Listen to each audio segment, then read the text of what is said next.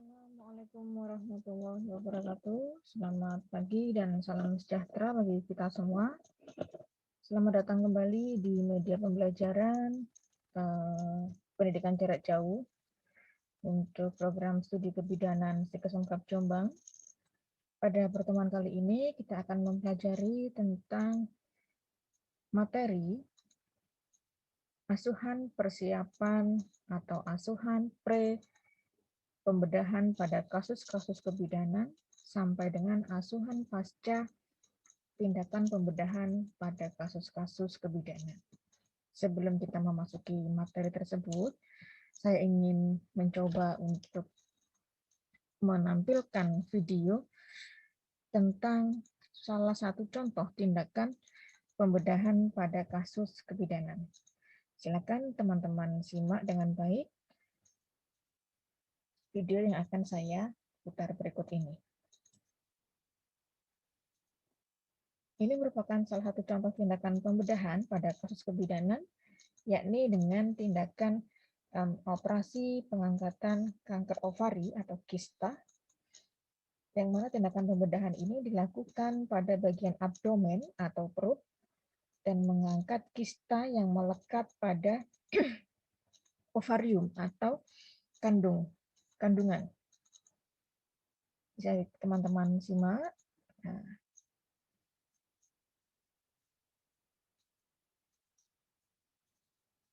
itu adalah kista yang sudah berhasil diangkat pada tindakan pengangkatan kista ovari atau kista yang berada pada ovarium. Berikutnya, saya juga akan ingin memutar tentang salah satu tindakan yang dilakukan pada kasus-kasus kebidanan yang sangat akrab sekali, sering teman-teman dengar, yakni tindakan operasi seksio sesaria.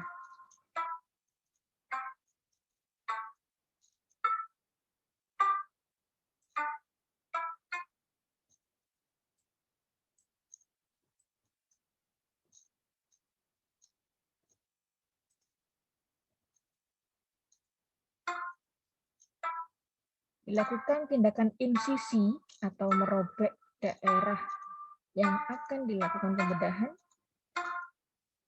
di sayat atau di insisi setiap lapisan-lapisan yang ada pada abdomen.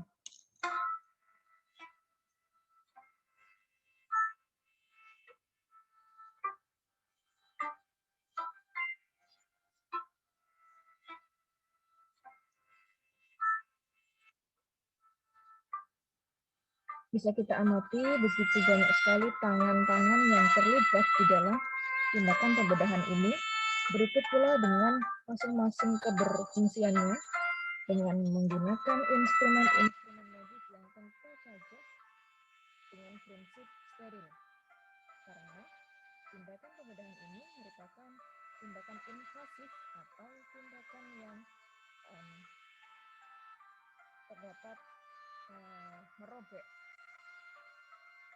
jaringan atau organ pada tubuh manusia. Oke, bisa teman-teman lihat lapisan-lapisan abdomen di insisi atau di sayat. Kemudian mulai tampak adanya rahim atau uterus. Dan selanjutnya dilakukan gerakan pembedahan dan menghilang janin.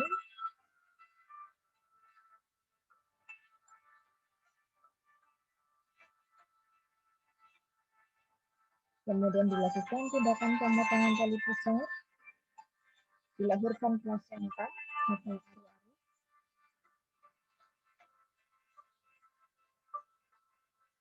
Tetap kita simak banyak sekali instrumen medis yang digunakan dan banyak sekali tangan-tangan yang terlibat dengan masing-masing tugasnya.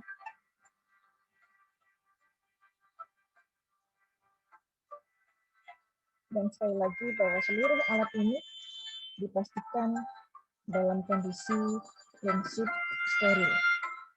Setelah dilakukan pembedahan, kemudian dilakukan tindakan heating atau penjahitan. Tindakan ini, heating, dilakukan pada setiap masing-masing lapisan yang semula dilakukan tindakan insisi. Dengan harapan setiap lapisan dari abdomen tersebut akhirnya akan dapat menutup sehingga kembali pada sedia kala dan pemulihan berlangsung dengan baik dan cepat. Oke, itu tadi 2 contoh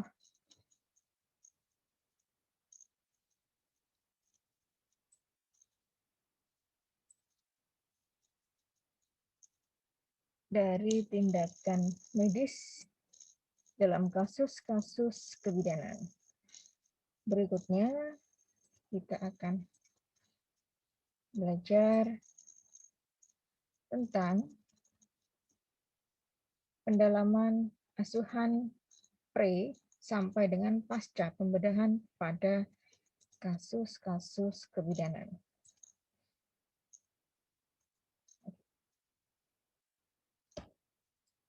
Setelah kita sempat mengenali sekilas tentang beberapa contoh, yakni tindakan seksio sesaria dan tindakan pengangkatan kista ovari, ada banyak sekali jenis-jenis tindakan pembedahan lain pada kasus-kasus kebidanan.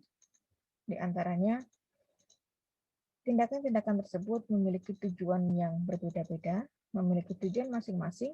Salah satunya ialah tindakan yang bertujuan untuk menghentikan kehamilan, yang biasanya dikenal dengan istilah steril, ya. Jadi kalau teman-teman mengenal istilah steril, tetangganya atau saudaranya ada yang sudah memiliki 4 anak, 5 anak, kemudian tidak menginginkan kehamilan kembali, maka beliau disarankan atau dianjurkan untuk memilih alat kontrasepsi yang disebut MOW atau steril, ya. MOW ini merupakan akronim atau kepanjangan dari medis operatif wanita. Ini merupakan salah satu contoh alat kontrasepsi mantap atau kontap. Kenapa mantap? Karena harus betul-betul mantap, ya, karena tidak bisa hamil lagi. Akan tetapi bagaimanapun semua alat kontrasepsi memiliki sekian persentase kegagalan dalam menjalankan fungsinya. Artinya masih ada persentase atau kemungkinan untuk hamil lagi. Nah, bagaimana hal ini bisa terjadi?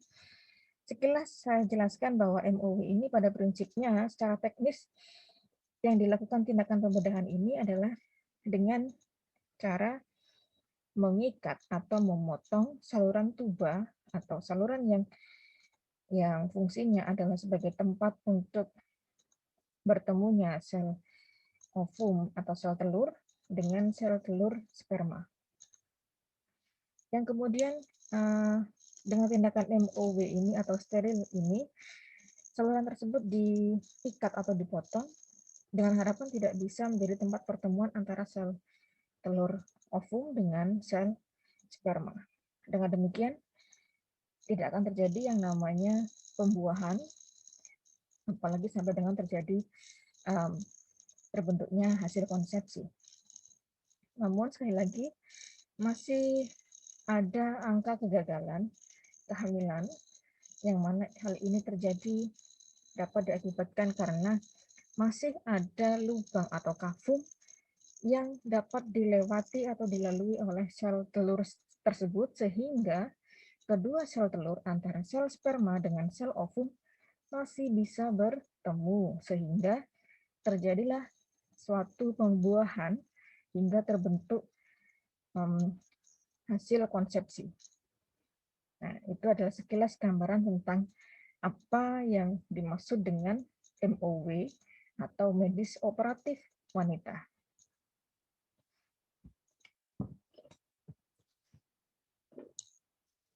Kemudian berikutnya, contoh tindakan pembedahan dalam kasus kebidanan yang lain adalah tindakan pembedahan yang tujuannya untuk melahirkan atau mengeluarkan hasil konsepsi, yakni janin, secara provaginam atau melalui jalan lahir, yaitu vagina. Tindakan-tindakan tersebut diantaranya yang akan kita kenal nanti sangat akrab sekali ya, itu dengan istilah amniotomi. Kemudian episiotomi. Masing-masing kita bahas satu persatu. Yang dimaksud dengan amniotomi adalah tindakan yang tujuannya adalah untuk memecah selaput ketuban sehingga cairan ketuban dapat merembes atau keluar.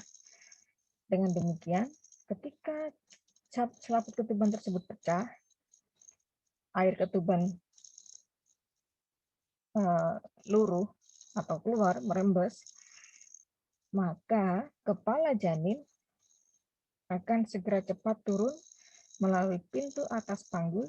Dengan demikian, proses persalinan akan segera berlangsung dengan cepat karena kepala bayi segera turun. Sebab secara anatomis posisi cairan ketuban berada pada bantalan kepala janin. Sehingga kalau selaput ketuban sudah pecah, maka demikian kepala janin bisa segera turun. Itu untuk amniotomi. Kemudian episiotomi, apa itu episiotomi? Sekilas saya jelaskan bahwa episiotomi ini adalah tindakan pembedahan dalam kasus kebidanan yang tujuannya untuk merobek atau menggunting perineum. Apa itu perineum? Perineum ini adalah bagian yang berada pada antara orifisium vagina atau mulut vagina dengan anus. Jadi bisa dibayangkan bahwa perineum ini adalah bagian yang berada pada antara vagina dengan anus. Bagian tersebutlah yang akhirnya nantinya akan dirobek dengan menggunakan gunting episiotomi yang bertujuan untuk membantu terbukanya daerah atau jalan lahir sehingga kepala bayi bisa cepat atau bisa segera lahir. Itulah yang dimaksud dengan episiotomi. Kemudian tindakan pembedahan lainnya dalam kasus kebidanan ada tindakan yang bertujuan untuk melihat kondisi pada bagian dalam abdomen atau yang dikenal dengan istilah laparotomi. Tindakan ini pada umumnya dilakukan dengan melakukan insisi atau sayatan pada daerah abdomen, ya, cukup luas karena nanti akan dilakukan tindakan pembedahan yang diawali dengan pemasangan atau letakkan kamera begitu ya, endoskopi begitu, sehingga untuk melihat kondisi bagian dalam pada abdomen. Itu adalah laparotomi. Kemudian tindakan pembedahan dalam kasus kebidanan yang lain, yakni tindakan pembedahan pada bagian rahim atau serviks. Mungkin teman-teman ada yang pernah mengenal dengan istilah histrektomi, yakni histrektomi itu adalah tindakan pengangkatan rahim yang umumnya ini dialami oleh mereka para penderita kanker rahim yang sudah pada stadium lanjut sehingga sangat dianjurkan agar tidak bermanifestasi atau berkembang ke organ yang lain. Dokter akan menganjurkan untuk tindakan pengangkatan rahim, ya, atau yang dikenal dengan istilah histrektomi. Atau tindakan pembedahan serviks yang lain yakni konisasi, yaitu pengangkatan sel-sel kanker dengan membuka pada daerah serviks sehingga diangkat sel-sel kankernya dengan harapan tidak meluas, gitu ya, sel-sel kanker tersebut. Kemudian salpingotomi, yakni tindakan pembedahan yang dilakukan pada salping cervix, jadi pada organ reproduksi wanita bagian dalam. Selanjutnya tindakan pembedahan yang lain, yakni ini yang sering teman-teman mendengar istilah seksio cesaria. Ini adalah tindakan pembedahan yang hampir sama dengan yang nomor 2 tadi untuk usaha melahirkan hasil konsepsi, hanya yang membedakan adalah jalannya. Kalau tindakan pembedahan persalinan secara seksio cesaria, ini yang dibedah adalah bagian perabdominal atau bagian abdomen, perut. Itu sekilas beberapa contoh tentang masing-masing tindakan pembedahan sesuai dengan tujuan atau fungsinya. Berikutnya, kita akan mengenal tentang beberapa periode asuhan pada pasien-pasien dimulai dari tahapan pre sampai dengan pasca pembedahan. Yang pertama adalah tindakan pada periode pre-op atau sebelum operasi. Pada tahapan ini atau pada periode ini, letak suatu keberhasilan tindakan pembedahan kuncinya adalah pada tindakan pre-op. Mengapa demikian? Karena yang menentukan nantinya pada tindakan intraoperasi atau pasca operasi, pasien tersebut bebas dari infeksi, tindakan tersebut dikatakan berhasil atau tidak, semuanya terletak pada periode pre-op. Karena hal ini dimungkinkan pada periode ini semua tahapan-tahapan atau semua tindakan-tindakan dilakukan pada tahapan pre-op, dimulai dari persiapan, kemudian bagaimana menyiapkan psikis atau fisik pasien, kemudian mempersiapkan keluarga pasien, instrumennya, semua dilakukan titik beratnya pada tahapan pre-op. Sehingga jelas bagaimana nanti keberlanjutan saat tindakan intra-op dengan post-op, semua ditentukan pada tahapan atau periode pre-op. Berikutnya, untuk tindakan intra-op atau saat tindakan operasi, pada periode ini tidak hanya berfokus pada kebutuhan fisiologis, artinya tidak hanya berfokus pada bagaimana fisik kondisi si pasien, akan tetapi kita juga harus memperhatikan bagaimana kondisi psikis dari pasien. Mengapa hal ini menjadi penting? Karena psikis pasien juga turut menentukan keberhasilan tentang bagaimana nantinya saat pasien menjalani proses pemulihan atau pada saat proses post-op. Yang mana post-op sendiri terbagi menjadi beberapa periode, yakni immediate atau pertengahan, ya. Jadi saat proses post-op itu berjalan, kemudian continued post-op, artinya pada saat post-op itu proses periode post-op sedang berkembang, ya. Apa yang membedakan? Yang membedakan adalah untuk periode immediate post-op ini ada peran dari nakes, yakni ahli anestesi, ya. Kemudian asistennya atau perawat anestesi, kemudian ahli bedah beserta asisten, serta bidan intraoperatif. Yang mana mereka ini adalah bagian dari kru yang bertugas untuk menangani pasien-pasien dengan tindakan operatif. Sedangkan untuk periode continued post-op, pada periode ini yang diobservasi adalah perkembangan dari pasien, ya, untuk bagaimana dia menjalani proses pemulihan pasca tindakan pembedahan. Setelah tindakan pembedahan itu selesai, bukan berarti kemudian tugas dari nakes juga ikut purna, tidak demikian, akan tetapi masih sangat penting untuk dilakukan observasi. Mengapa? karena sangat besar sekali potensi terjadinya mortalitas, morbiditas, ya, kesakitan bahkan kematian, ya. Morbiditas itu kesakitan, mortalitas itu kematian yang diakibatkan pada kelalaian pada tahapan post-op. Mengapa kok bisa? Karena infeksi bisa diobservasi ketika post-op telah terlewati.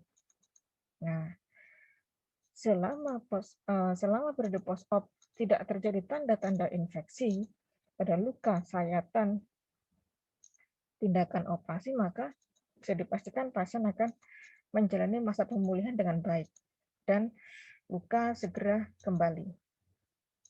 Namun akan berbeda sebaliknya jika kita menjumpai tanda-tanda infeksi yang akhirnya menimbulkan sepsis, ya, pasiennya infeksi, kemudian pasien demam, luka pada bekas sayatan terjadi kemerahan, timbul pus atau nanah, keluarnya darah dan berbau busuk.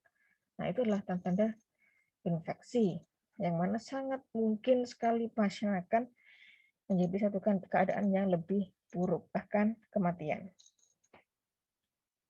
Selanjutnya tahapan yang paling akhir adalah discharge planning. Pada periode ini, kita sebagai nakes ditugaskan untuk merencanakan tentang kepulangan pasien dan mengedukasi, memberikan informasi terkait dengan apa saja yang harus dia lakukan selama menjalani masa pemulihan di rumah, apa saja yang tidak boleh dilakukan, ya, semua itu konseling-konseling yang harus diberikan pada pasien pasca pembedahan. Berikutnya, tentang persiapan apa saja yang perlu dilakukan selama menjalani masa atau periode pre-operatif. Yakni, yang pertama adalah dengan menganalisis kondisi pasien dengan melakukan anamnesa. Apa itu anamnesa? Anamnesa adalah tindakan mewawancarai atau melakukan tanya jawab dengan pasien atau keluarga pasien. Yang perlu diingat bahwa anamnesa ketika dilakukan dengan si subjek atau pasien itu sendiri, maka kita melakukan yang disebut dengan anamnesa. Akan berbeda istilah ketika kita melakukan tanya jawab atau wawancara dengan keluarga subjek atau keluarga pasien. Itu yang disebut dengan aloanamnesa. Kedua hasil atau temuan yang dijumpai pada hasil tanya jawab atau wawancara menjadi dasar data subjektif atau data yang diperoleh dari hasil tanya jawab. Dan ini juga cukup untuk menentukan bagaimana menggambarkan kondisi fisik atau psikis dari pasien. Berikutnya, persiapan-persiapan yang dilakukan sebelum menjalani masa operatif, yakni dengan menganalisis diagnosa, menentukan indikasi sampai dengan apa saja yang menjadi kontraindikasi jika tindakan ini dilakukan. Sebagai contoh, tindakan diagnosis ibu bersalin dengan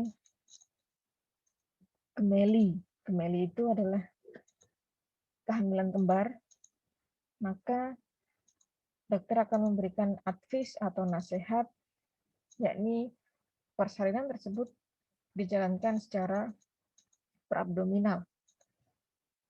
Mengapa? Karena persalinan dengan bayi ganda atau gemeli akan cenderung terjadi malposisi ketika proses persalinan berlangsung. Sebagai contoh, bayi satu sudah berhasil lahir, ternyata bayi yang kedua terjadi distosia bahu atau yang disebut dengan kegagalan lahir diakibatkan karena bahu yang tersangkut pada arkus pubis atau tulang pubis, tulang kemaluan. Kita juga harus mempertimbangkan selain indikasi-indikasi atau apa saja yang ditekankan agar tindakan operatif ini bisa dilangsungkan, kita juga harus memperhatikan apa saja yang tidak boleh untuk dilaksanakan selama tindakan operatif ini berlangsung pada pasien tersebut. Ingat ya, setiap pasien memiliki kondisi-kondisi atau keunikan-keunikan tertentu, sehingga tidak bisa kemudian satu pasien ini dikondisikan sama persis dengan pasien yang lain. Sebagai contoh tadi yang masih saya pakai adalah ibu bersalin dengan kehamilan ganda atau gemeli. Kira-kira apa kontraindikasinya?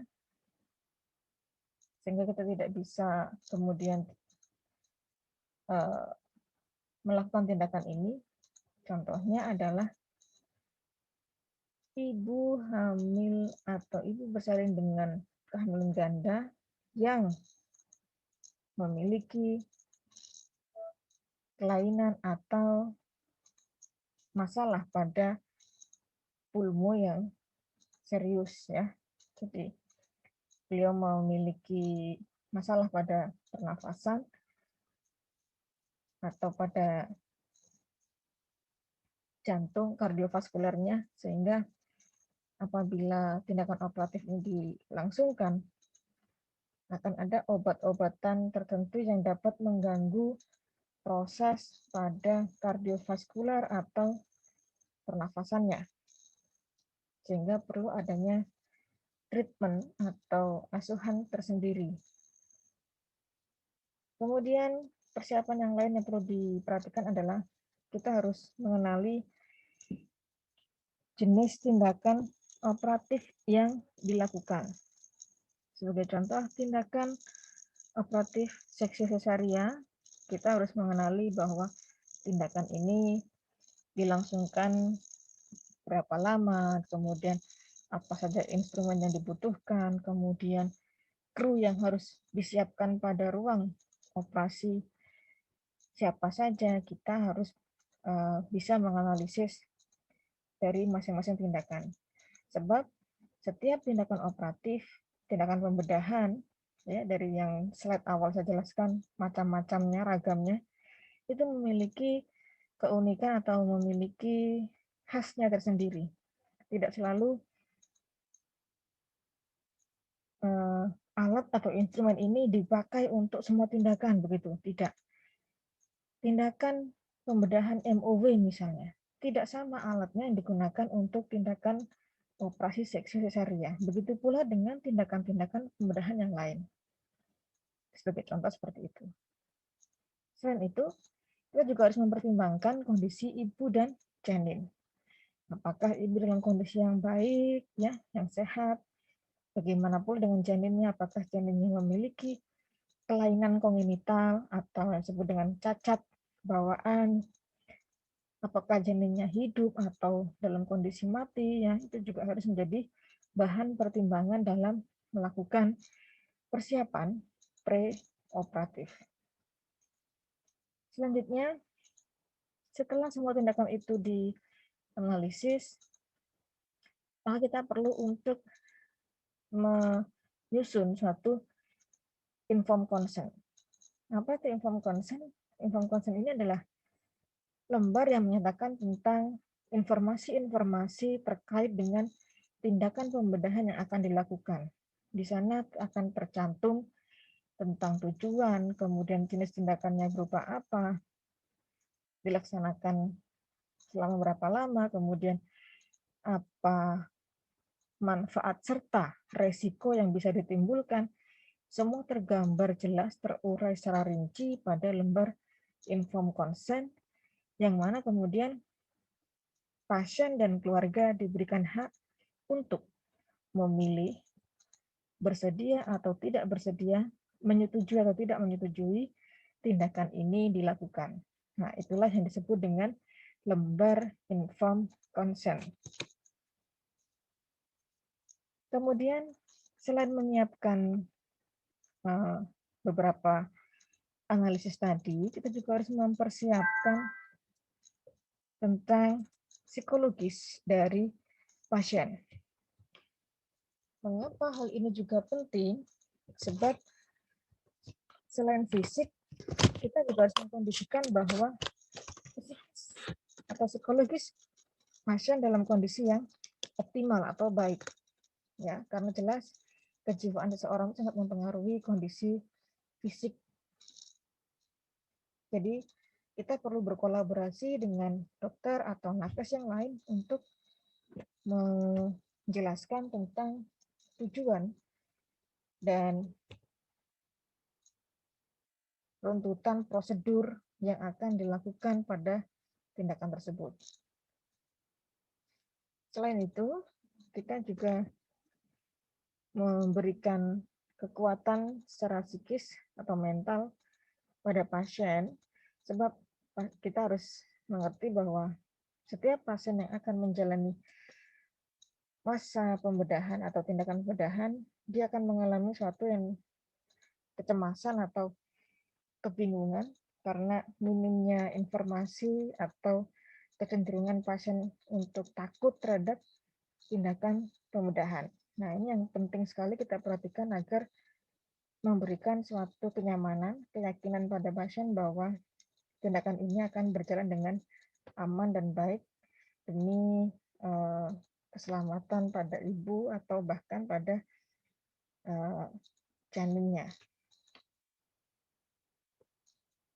Selanjutnya, masih dengan informed consent yang sudah saya jelaskan di awal bahwa informed consent ini merupakan lembar yang berisi penjelasan yang disampaikan dari nakes kepada pasien dan keluarga yang memuat semua prosedur-prosedur yang akan dilakukan, bahkan sampai dengan memuat tentang resiko yang bisa ditimbulkan dari tindakan tersebut.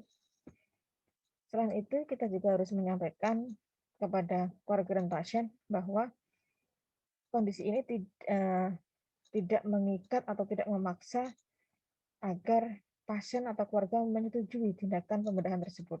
Sebab informed consent harus memenuhi unsur keterbukaan. Artinya informasi yang disampaikan lugas, ya, jelas. Selain itu, juga harus memperhatikan unsur tentang kompetensi pasien dalam artian pasien diberikan penjelasan sesuai dengan wewenangnya. Ya, jadi kita sebagai nakes atau informan yang memberikan informasi harus memperhatikan bagaimana basic atau background dari komunikan yang kita ajak bicara. Ya, sampaikan saja apa adanya, apa menjadi prosedur ini, kemudian tujuannya apa, manfaatnya, bahkan sampai dengan resikonya. Dan yang pasti, bebaskan pasien untuk memilih, menentukan apakah tindakan ini dilakukan atau tidak. Artinya, berikan dia kebebasan atau kesukarelaan, jangan dipaksa, jangan memberikan punishment, jangan memberikan tekanan, biarkan dia untuk memilih. Sebab informed consent memang tidak mengikat pasien harus setuju. Dia berhak untuk menolak. Nanti apabila sudah dijelaskan kemudian pasien menolak atau keluarga menolak, kita akan menyodorkan lembar penolakan tindakan. Dan ini menjadi suatu bentuk legal bagi nakes apabila di periode berikutnya atau di kemudian hari atau bahkan di menit kesekian pasien mengalami kondisi yang buruk, ya. Jadi kita sebagai nakes sudah memiliki dasar secara legal bahwa pasien telah dijelaskan namun menolak untuk dilakukan tindakan.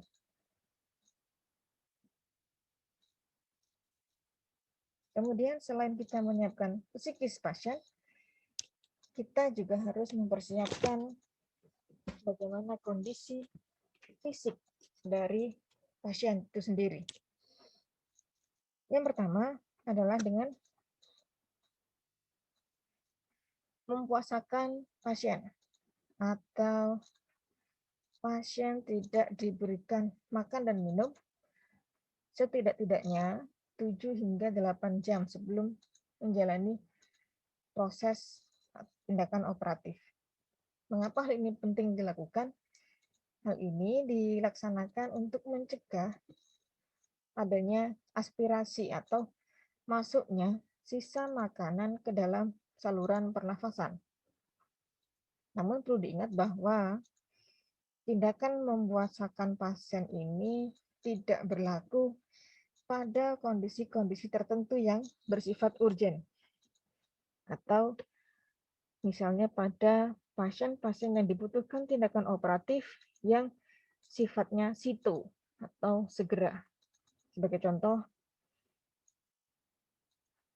pasien bersalin dengan perdarahan. Artinya jika tidak segera dilakukan tindakan pembedahan, maka perdarahan akan semakin meluas. Pasien akan mengalami shock. Shock di sini yang diartikan adalah shock karena akibat dari banyaknya darah yang keluar ya, tidak segera direhidrasi.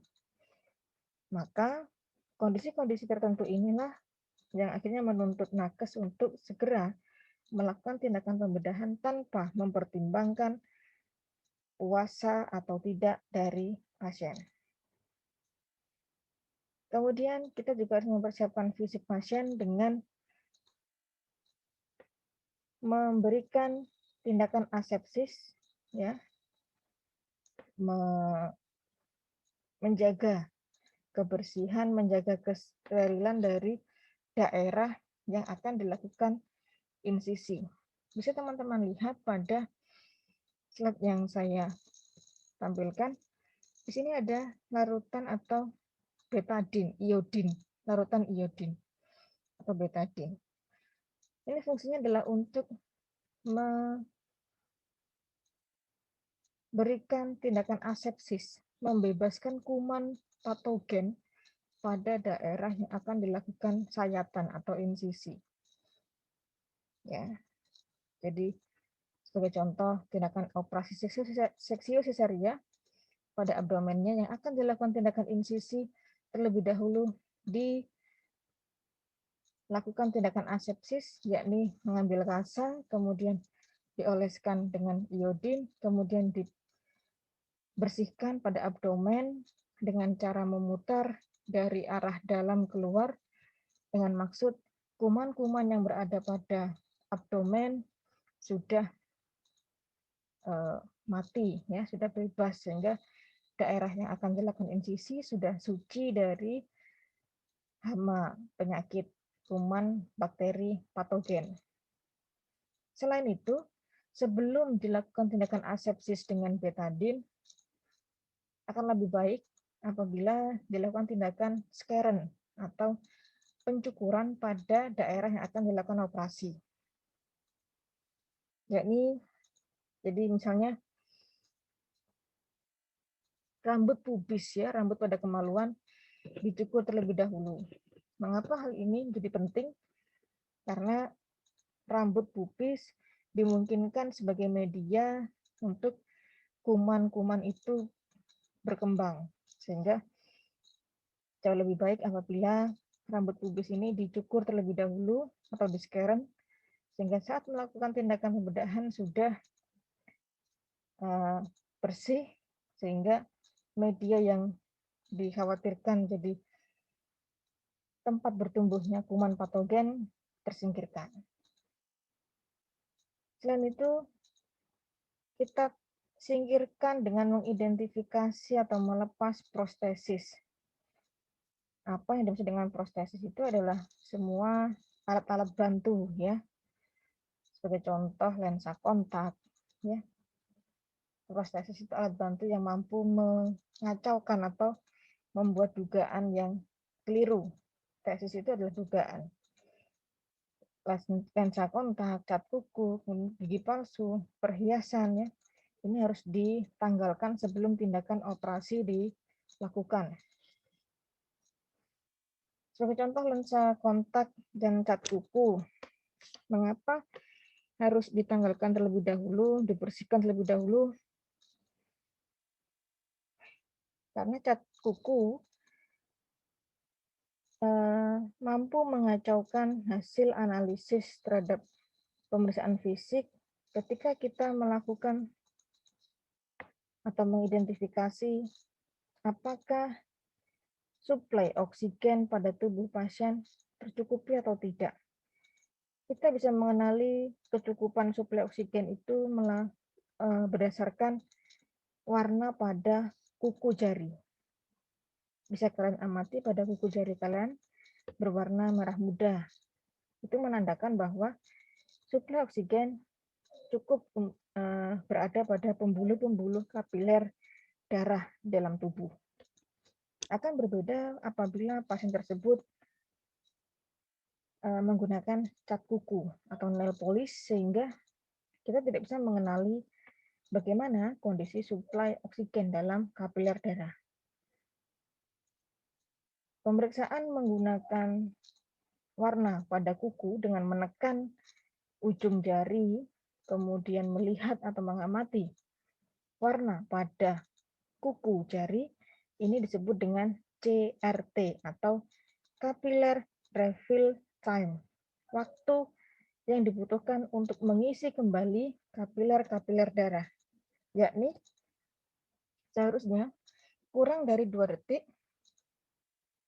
kapiler darah yang ditekan oleh jari pada kuku itu sudah terisi kembali sehingga tampak berwarna merah muda.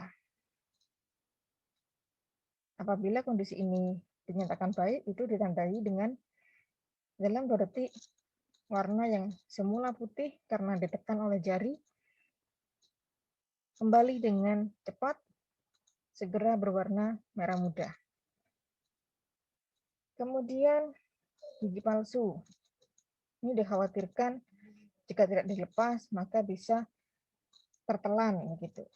Sehingga aspirasi masuk ke saluran nafas sehingga jalan nafas tidak berfungsi secara optimal. Kemudian dilakukan pengosongan kolon atau usus, ya. Jadi pasien yang akan menjalani periode operatif harus dikosongkan terlebih dahulu kolonnya atau ususnya dengan harapan feses atau tinja yang berada pada kolon tidak mengganggu atau masuk ke dalam area pembedahan. Dengan demikian, infeksi yang bisa ditimbulkan akibat dari kuman-kuman yang berada pada feses bisa dihindari.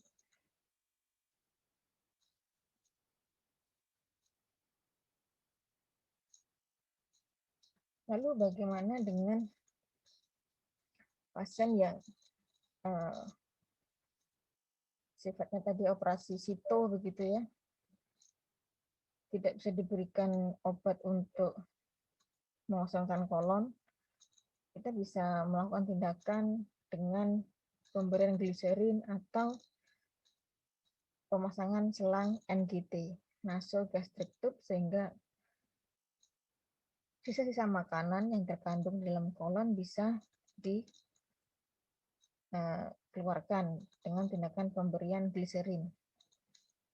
Dan sisa-sisa makanan yang masih berada pada lambung atau gastrik bisa dikeluarkan dengan pemasangan NGT. Karena kita melakukan tumbah lambung, yang artinya kita menyedot atau mengambil sisa-sisa makanan yang ada pada gastrik.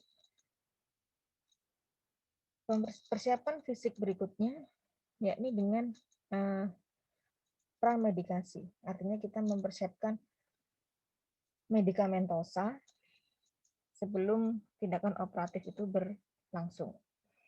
Apa saja tindakan medikamentosa yang dimaksud di sini adalah pemasangan infus, kemudian melakukan skin test. Apa itu skin test? Skin test ini adalah uji coba untuk tes alergi terhadap antibiotik. Sebab tidak semua individu itu tahan atau tidak memiliki alergen terhadap antibiotik. Ya, ini seperti gambar yang saya tampilkan pada slide, jadi dilakukan tindakan injeksi secara intrakutan atau di bawah kulit yang berisi cairan antibiotik, kemudian diinjeksikan secara IC pada intrakutan. Setelah diinjeksi secara intrakutan, hanya sedikit saja, kurang lebih 0,01, kemudian diamati selama 5 menit berikutnya, diamati apakah timbul bintik-bintik atau gatal yang dirasakan oleh klien atau pasien. Maka jika pasien menyatakan tidak, dengan demikian pasien dapat dinyatakan bahwa dia tidak memiliki alergi terhadap satu jenis antibiotik tersebut. Kemudian persiapan berikutnya adalah dengan memberikan obat-obatan yang diperlukan sebelum tindakan operatif. Contohnya obat antibiotik, kemudian anestesi, ya. Terus contoh persiapan fisik. Berikutnya tentang pemasangan kateter. Kateter yang dimaksud di sini adalah kateter jenis kateter penetap atau kateter yang dihubungkan dengan urobag. Dengan maksud pemasangan kateter urobag ini bisa mengidentifikasi atau menjadi indikator untuk memonitor balance cairan atau keseimbangan intake dan output. Berapa cairan infus yang masuk, kemudian outputnya dalam bentuk urin, berapa jumlah volumenya, semua bisa dimonitor dengan melihat urobag yang terhubung dengan kateter. Selain itu, pengosongan kandung kemih ini juga sama dengan pengosongan kolon, bertujuan untuk menghindarkan kuman-kuman yang terkandung di dalam urin pada bladder atau kandung kemih, sehingga tidak mengganggu saat proses tindakan pembedahan berlangsung. Selanjutnya kita juga menyiapkan pada fisik pasien dengan mengajarkan tentang gerak-gerak sendi atau range of motion. Kita memberikan edukasi bagaimana cara untuk mobilisasi dini, artinya bagaimana cara untuk bergerak secara minimal setelah nanti tindakan operatif itu berlangsung.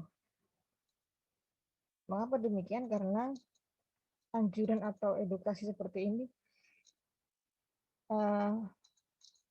memberikan dampak yang baik karena akan merangsang gerak usus atau peristaltik usus yang semula terkena atau mendapatkan efek samping dari anestesi sehingga usus ikut untuk istirahat. Setelah dilakukan tindakan mobilisasi dini, harapannya gerak peristaltik usus ini segera kembali ke sedia kala, segera pulih, dan pasien bisa flatus atau kentut. Maka dengan demikian pasien bisa segera untuk makan dan minum. Tuh. Kemudian mengajarkan pasien untuk nafas dalam dan batuk efektif. Ini untuk menghindarkan penumpukan lendir pada saluran nafas dan mempersiapkan relaksasi pasien pasca operasi. Sementara untuk materi kali ini kita cukupkan sampai di sini. Sampai dengan persiapan fisik untuk pasien menjelang preoperatif. Pertemuan berikutnya kita akan mempelajari tentang beberapa pemeriksaan penunjang atau pemeriksaan laboratorium yang dilakukan pada pasien sebelum melakukan tindakan operatif. Demikian untuk materi hari ini. Semoga bermanfaat bagi kita semua. Saya akhiri. Wassalamualaikum warahmatullahi wabarakatuh.